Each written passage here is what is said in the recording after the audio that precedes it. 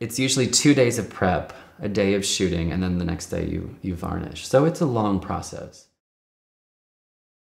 But this process is so slow, and I end up making these things that I'm so enamored with and very proud of, and like they're so precious and delicate that the 3 or 4 days it takes to make one just makes it more special. What I'm looking for really is the interaction between myself and the person. You can kind of get a sense of whether or not they would actually give you something. Andrea Modica talks about how there's a photographer and then there's a person. And if you think about it as a 10-point scale, it's like 1 to 10. And really you have to basically meet at 5 in order to make a successful portrait. You just have to stop and notice what's actually in front of you.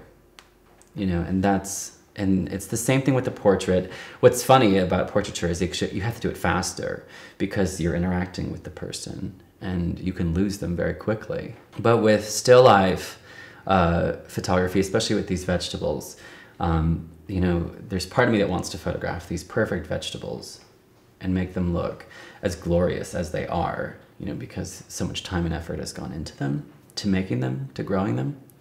And then I also just love how the process destroys that, because there's always this element of decomposition in glass plate work. I think one reason why I choose to make artwork too is that I think it's a really valuable experience. And I do think that, not to get on a soapbox, but there's a problem, I think, in our culture with our awareness of just what's actually in front of us, like our senses. And a good education in the arts solves that.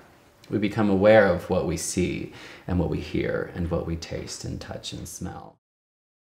That play between the private moment of how the photograph is made and then the public nature of displaying it, I think is really interesting. It's kind of it's like displaying secrets, right? That's what's fun. Especially like the poisonous photographs, like the ones that are a little risque, the ones that question and, I guess entice us, provoke us, right?